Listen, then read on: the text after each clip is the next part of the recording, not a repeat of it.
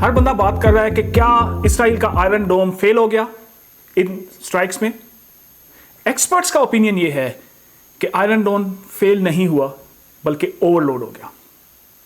क्या वो उस वायरस की वजह से हुआ जिसका मैंने कल जिक्र किया, जैसे कि वाइजमैन इंस्टीट्यूट के अटैक के अंदर चंद लम्हे पहले उसके सामने वाले कैमरास हैक करके प्रिसाइज अटैक किया था ईरान ने। ये सब चीजें हम डिस्कस करेंगे आज के व्लॉग में। मैंने जैसे कल आपको बताया था कि आज मैं इसका फोरेंसिक बताऊंगा, पूरा एनालिसिस करेंगे, हैशेस बताएंगे, आईपी एड्रेसेस डिस्कस करेंगे, तरीका वारदात बताएंगे।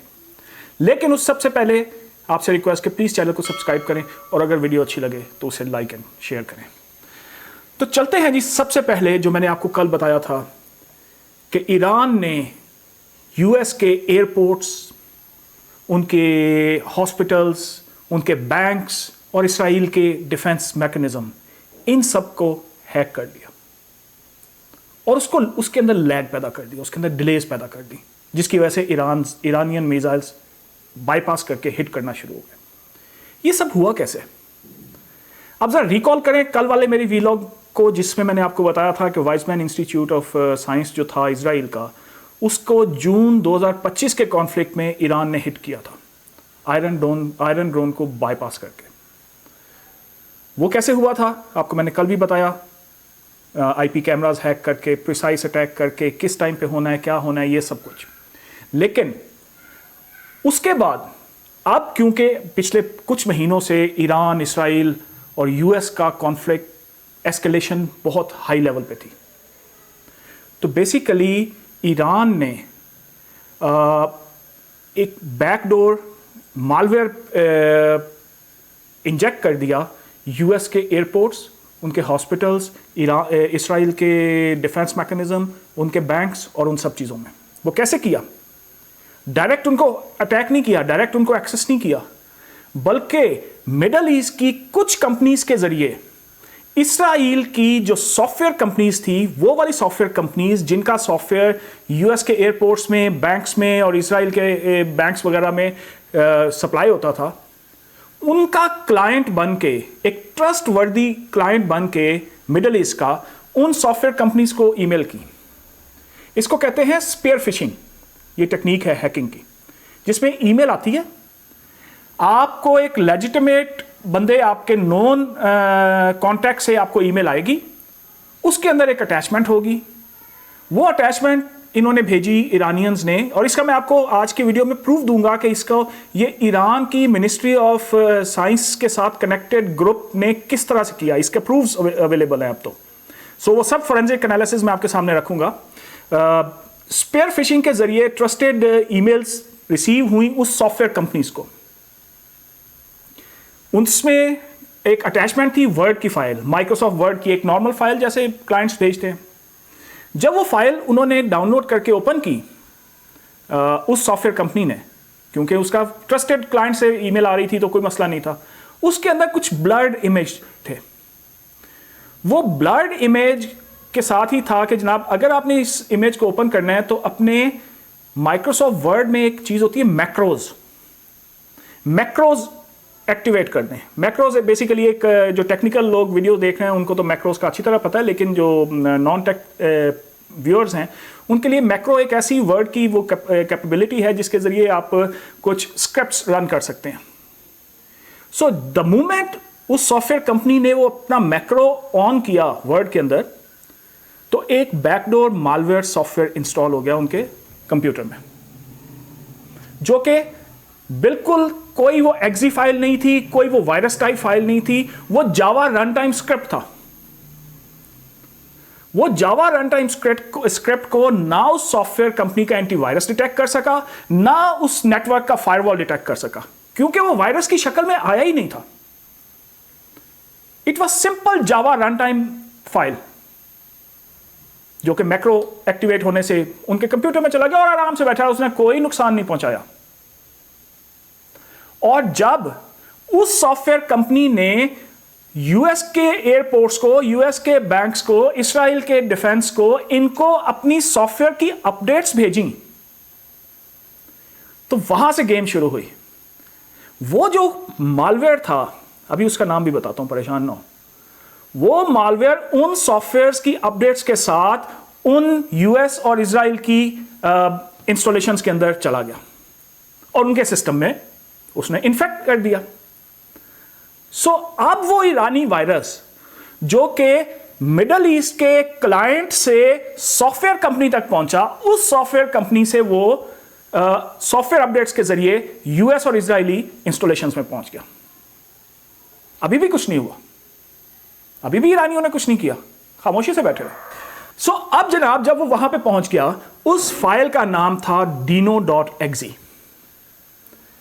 जिसके फिंगरप्रिंट्स या फुटप्रिंट्स आप कह लें कि ये कैसे पता चला। अच्छा चलें, कैसे पता चला बाद में इसकी फोरेंसिक बात करते हैं, उसका इफेक्ट क्या हुआ। वो dino.exe की फाइल जब उन सॉफ्टवेयर में पहुंच गई तो बेसिकली उसने उन इंस्टॉलेशंस का जो कि मिलिट्री और स्ट्रेटेजिक एसेट्स थे यूएस और इजराइल के, उसका डेटा चोरी करना शुरू कर दिया। वहां भी क्योंकि वो जावा रन टाइम की सूरत में पहुंचा, एज ए वायरस नहीं पहुंचा, वो सिक्योरिटी अपडेट के जरिए पहुंचा, तो वो लेजिटिमेट फाइल थी। dino.exe एक लेजिटिमेट फाइल जो कि विंडोज की डायरेक्टरी रूट डायरेक्टरी में पड़ी हुई है। सो वहां से वो डेटा चोरी करके, उनका जो डेटा क्या था, बैंक्स का डेटा, एयरपोर्ट्स का डेटा और उनके कम्युनिकेशन डेटा चोरी करके उसने क्लाउड पे अपलोड करना शुरू कर दिया। अब क्योंकि वो क्लाउड पे अपलोड हो रहा है और अंदर से अपलोड हो रहा है, तो जो फायरवॉल और एंटीवायरसेस थे उनको तो पता ही नहीं चला कि ये कोई वायरस काम कर रहा है। भी एक लेजिटिमेट फाइल एक ट्रस्टेड नेटवर्क से, अंदर वाले नेटवर्क से क्लाउड पे अपलोड कर रही है डेटा, तो वो एक नॉर्मल सीन था कि जनाब बैकअप हो रहा है डेटा।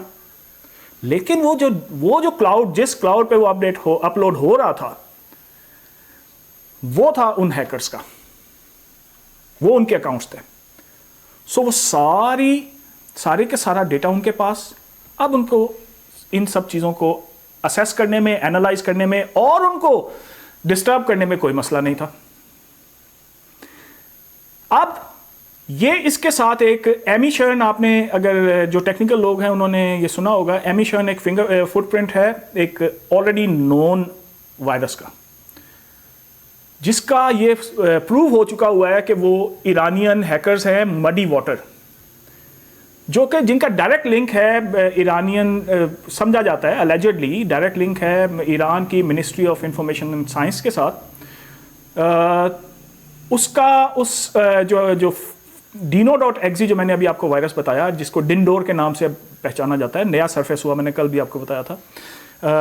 dino.exe के जो फुटप्रिंट्स निकले हैं, ये उसका हैश भी आप स्क्रीन पे देख रहे हैं, और उसका जिस सर्वर पे वो अपलोड हो रहा था, या जो सर्वर बैकएंड पे उसको कंट्रोल कर रहा था, इसको आप उसका कमांड सेंटर कर लें, उसका आईपी भी आप जो है ये स्क्रीन पे देख रहे हैं, और ये वेरीफाइड है कि ये उसी मडी वाटर हैकर ग्रुप जो कि ईरानियन है उसके साथ लिंक्ड है।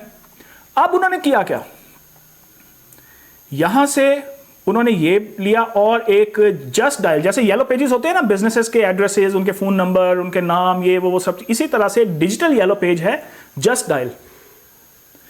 वहां से उन हैकर्स ने तमाम इजरायली और यूएस के इंपॉर्टेंट जगहों को मैप किया और सैटेलाइट इमेजेस के जरिए उनको मैप्स के ऊपर लोकेट किया। अब मैप्स पे लोकेट करने से उनको यह पता चल गया कि कहां पे कोई इंपॉर्टेंट बंदा रह रहा है, कहां पे कोई इंपॉर्टेंट इंस्टॉलेशन है, कहां पे जो है वो इंपॉर्टेंट जो है वो सर्वर्स पड़े हुए हैं इनके, और उन सब जगहों को उन्होंने मैप के ऊपर जब लोकेट किया, आइडेंटिफाई किया, तो बेसिकली ये सिर्फ मैप के ऊपर उन्होंने लोकेट नहीं किया, उन्होंने उसको अपनी टारगेट लिस्ट बनाया कि हमने इसको टारगेट, इन पॉइंट्स को, इन लोकेशंस को हमने टारगेट करना है। अब सवाल ये पैदा होता है कि क्या ये डिनडोर वायरस ने इस्राइल के आयरन डोम को फेल कर दिया? तो the short answer is fail नहीं किया, नाकारा कर दिया। अब आप कहेंगे नकारा और फेल का मतलब, बेसिकली टेक्निकल वर्ड में अगर मैं आपको जुबान में सिंपल सी बताऊं तो इस वायरस ने, डिनडोर ने आयरन डोम के ऊपर DDoS अटैक किया, distributed denial of service attack किया। लेकिन खैर ये टेक्निकल चीज़ें अलग हैं, वो टेक्निकल लोग समझ गए हैं इसी एक वर्ड से। लेकिन बेसिकली ये किया कि देखें, आयरन डोम का काम क्या है कि आते हुए मिसाइल को उसने डिटेक्ट करना है, उसने लोकेट करना है और नीचे से एक मिसाइल फायर करना है जिसको हवा में उसने बस्ट कर देना है ताकि वो ज़मीन पे उसका इम्पैक्ट ना आए।